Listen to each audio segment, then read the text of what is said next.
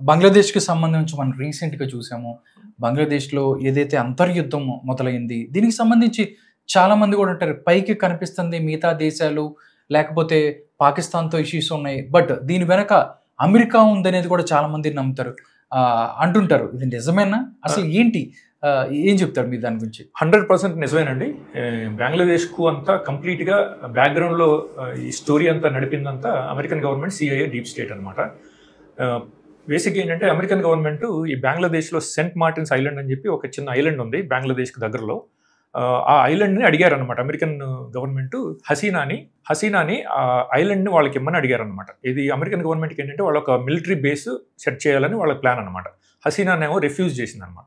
So అందుకని American government ఇమీడియట్‌గా they put a plan in motion and then destabilize చేసినాం బంగ్లాదేశ్ని డీస్టెబిలైజ్ చేసేసి ఇమీడియట్గా హసీనాని పవర్లోంచి తీసేసి ఆ మొహమ్మద్ యూనస్ అని చెప్పి 84 years old అమెరికన్ పప్పెట్ అనమాట. వాడికి ఎప్పుడో 15 years బ్యాక్ నోబెల్ ప్రైజ్ వచ్చింది. సో వాడిని గుప్పెట్లో పెట్టుకుని పప్పెట్ లాగా వాడిని ఆపరేట్ చేస్తున్నారు అనమాట. వాడిని ఇంపోజ్ చేసి బంగ్లాదేశ్ గవర్నమెంట్ మీద వాడికి పవర్ ఇచ్చారనమాట.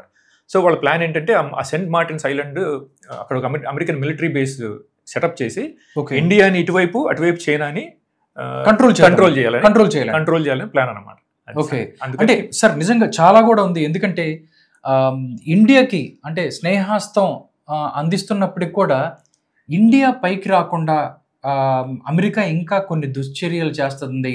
దానిలో భాగంగానే ఇండియాకు చుట్టుపక్కల ఉన్న కంట్రీస్తో లైక్ బంగ్లాదేశ్ అవ్వచ్చు, పాకిస్తాన్, దాంతోపాటు శ్రీలంకకు సంబంధించి వీటన్నిటిని కూడా అక్కడ భారతదేశంతో వాళ్ళకి చిన్న గొడవలు స్టార్ట్ చేసి వాళ్ళని ఎదగనీయకుండా చేయడానికి ఇండియాని అమెరికా ఇలా ప్రయత్నిస్తుంది అని చెప్పి కూడా చాలా మంది మాట్లాడుకుంటారు పరిస్థితి. ఇది కరెక్ట్ అని అంటారా మీరు? అది 100% ఫ్యాక్ట్ అండి. ఈ అమెరికన్ గవర్నమెంట్ ఏంటంటే గత 50-60 yearsగా America became a super power. ఈ రష్యా కూడా ఒకప్పుడు 40 years బ్యాక్ అది కూడా ఒక సూపర్ పవర్ గా ఉండేది. సో దాన్ని కంప్లీట్ గా రష్యాని బ్రేక్ చేశారు డిఫరెంట్ పీసెస్ గా.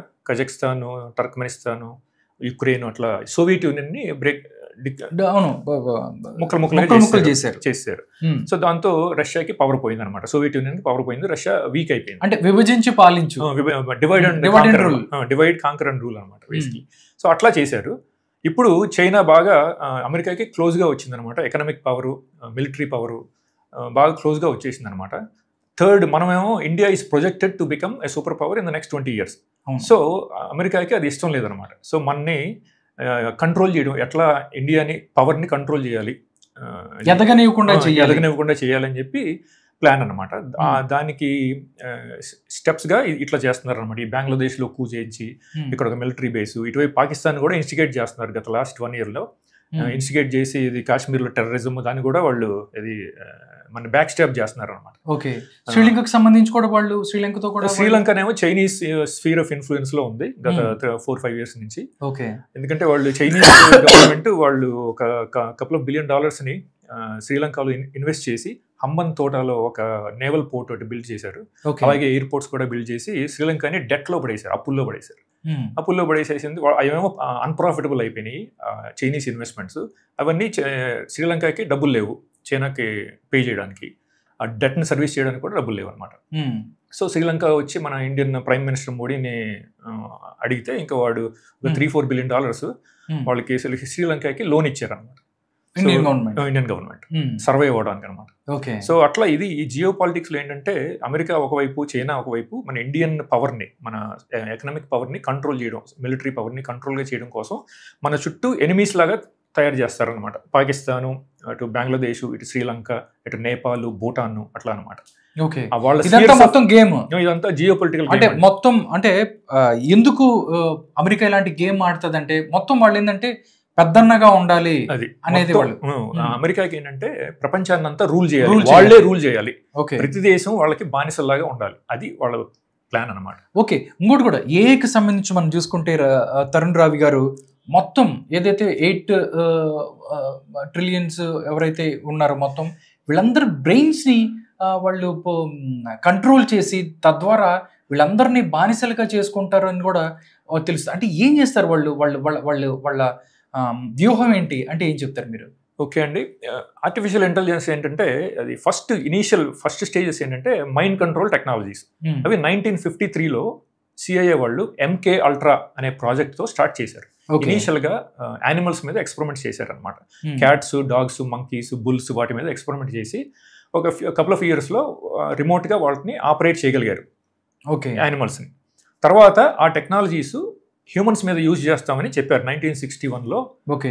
అట్లా చెప్పారని చెప్పి ఒక declassified document, CIA declassified document, John Marks అని ఆయన స్టేట్ డిపార్ట్మెంట్ ఆయన ఒక బుక్ రాశాడు, the search for the Manchurian candidate అని చెప్పి ఒక బుక్లో ఆయన రాశాడు అనమాట. 1961లో సిఐఏ వాళ్ళు సక్సెస్ఫుల్గా మల్టిపుల్ స్పీషీస్ ఆఫ్ యానిమల్స్ని రిమోట్గా కంట్రోల్ చేసి ఆ టెక్నాలజీస్ని హ్యూమన్స్ మీద యూజ్ చేస్తామని చెప్పారు అని చెప్పి ఆయన చెప్పాడు అనమాట. అది ఫ్యాక్ట్ అనమాట. ఆ declassified document is available on internet, I think it's on CIA website also. So అది ఫ్యాక్ట్. అది అక్కడి నుంచి మొదలుపెట్టి 1970s 1980sకి వచ్చేటప్పటికి వాళ్ళు హ్యూమన్స్ మీద ఎక్స్పెరిమెంట్స్ చేసి మైండ్ కంట్రోల్ నానోబాట్స్ డెవలప్ చేశారనమాట. ఆ నానోబాట్స్ ఏంటంటే మనం ఇంజెక్షన్ చేసినప్పుడు ఆ ఇంజెక్షన్లో ఇంజెక్ట్ చేసినప్పుడు మన బాడీలోకి వెళ్ళిపోతాయి అనమాట. వెళ్ళిపోయి మన బ్లడ్ స్ట్రీమ్లో కలిసిపోయి మన ఆర్టరీస్ వాటిలో కలిసిపోయి ట్రావెల్ అయిపోయి మన బ్రెయిన్లోకి వెళ్ళిపోయి సెటిల్ అయిపోతాయి అనమాట. సెటిల్ అయిపోయి అక్కడి నుంచి మన బ్రెయిన్లోంచి వైర్లెస్గా ఇన్ఫర్మేషన్ ట్రాన్స్మిట్ చేస్తాయి అనమాట వాళ్ళ అమెరికన్ సూపర్ కంప్యూటర్స్కి. సూపర్ కంప్యూటర్స్, క్వాంటమ్ కంప్యూటర్స్ వాటికి అనమాట. అది క్వాంటమ్ కంప్యూటర్స్ లేట్గా ఈ మధ్య వచ్చినాయి, లాస్ట్ 15 yearsలో. సూపర్ కంప్యూటర్స్ 80sలో అట్లా ఉన్నాయి అనమాట. అప్పుడు ఆ టైంలో సూపర్ కంప్యూటర్స్ యూజ్ చేసి ఈ ఇన్ఫర్మేషన్ అంతా బ్యాక్ ఎండ్లో ఈ ఆర్టిఫిషియల్ ఇంటెలిజెన్స్ ప్రాసెస్ చేస్తుంటాయి ఇన్ఫర్మేషన్. దీని గురించి ఒక బ్రయన్ కాఫ్రన్ అని చెప్పి ఒక విజిల్ బ్లోవర్ ఈ టెక్నాలజీ ఎట్లా పనిచేస్తుందని ఎక్స్ప్లెయిన్ చేస్తాడు. అది వీడియో చూపిద్దాం. అది చూపించే ముందు ఒక 2 స్టెప్స్ ఎక్స్ప్లెయిన్ చేస్తాను, చెప్పండి. సో ఇనీషియల్గా వాళ్ళు ఇంజెక్ట్ చేశారు నానోబాట్స్. కానీ మరి ప్రతి మనిషిని హాస్పిటల్కి తీసుకెళ్ళి ప్రతి మనిషిని ఇంజెక్ట్ చేయాలంటే కష్టం కదా, ఏది బానిసలాగా చేయాలంటే కష్టం. కాబట్టి వాళ్ళు ఆల్టర్నేటివ్ టెక్నాలజీ డెవలప్ చేశారు. ఆ నానోబాట్స్ని ఏంటంటే వాళ్ళు ఎయిర్లో స్ప్రే చేస్తారనమాట. ఇప్పుడు మనం ఎయిర్ ఫ్రెషనర్ స్ప్రే చేస్తాం కదా, అవునండి, అలాగే రూమ్లో మనం స్ప్రే అట్లా చేసినట్టు వాళ్ళు నానోబాట్స్ని మన అట్మాస్ఫియర్లో స్ప్రే చేయడం మొదలుపెట్టారు అనమాట. ఇప్పుడు మనకి తెలియదు కదా ఆ టెక్నాలజీ ఉందని. మనం స్టేడియంకి వెళ్తాం, ఏదో ఫుట్బాల్ మ్యాచ్ చూస్తాం అమెరికాలో, లేకపోతే మూవీ థియేటర్, లేకపోతే డౌన్ టౌన్కి వెళ్తాం, అయితే మాల్స్లో షాపింగ్కి వెళ్తాం. వాళ్ళు అక్కడ ఆ ఎయిర్లో స్ప్రే చేస్తారు. అది మనకి తెలియదు, మనం బ్రీదింగ్ చేసినప్పుడు, ఇన్హేల్ చేసినప్పుడు ఆ నానోబాట్స్ అన్ని మన ముక్కులోంచి వెళ్ళిపోయి మన బ్రెయిన్లో సెటిల్ అయిపోతాయి అనమాట. అవి సినాప్సెస్కి, న్యూరాన్స్కి వాటికి అటాచ్ చేసుకుని అక్కడ ఉండిపోతాయి అనమాట. అక్కడ నుంచి ఇన్ఫర్మేషన్ వైర్లెస్గా ట్రాన్స్మిట్ చేస్తాయి అనమాట. సో అది 80sలో చేశారనమాట. ఓకే, అది కొంచెం చూపిద్దాం, ఒక 2-3 ఇమేజెస్, వీడియోస్ చూపిద్దాం. 2008లో గేమర్ అని చెప్పి ఒక మూవీ వచ్చిందండి.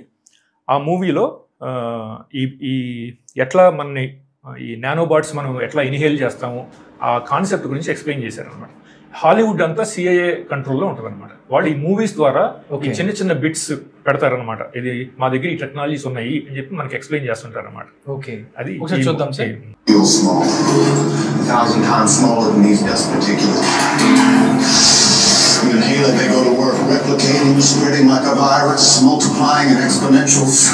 6 months' time, I could have 100 million people converted. Dictators, porn stars, and presidents. Not one would be the wiser. 100 million people would buy what I want them to buy and do pretty much damn well anything I figure they ought to do. విక్టిమ్స్ని, మమ్మల్ని mind control విక్టిమ్స్ని targeted individuals అంటారు. మా బ్రెయిన్స్ని artificial ఇంటెలిజెన్స్కి connect చేశారనమాట. అది doctor రే కర్జ్వైల్, ఆయన MIT artificial intelligence scientist, ఆయన కూడా చెప్తాడనమాట ఈ వీడియోలో. ఈ నానోబాట్స్ని మన బ్లడ్లో కలిసిపోయి billions of them nanobots, nano robots అవి మన బ్రెయిన్లోకి వెళ్ళిపోయి అటాచ్ చేసుకుని ఇన్ఫర్మేషన్ ట్రాన్స్మిట్ చేసి వాళ్ళ కంప్యూటర్స్కి ట్రాన్స్మిట్ చేస్తాయి అని చెప్పాడనమాట. అది ఆ వీడియో చూపిద్దాం.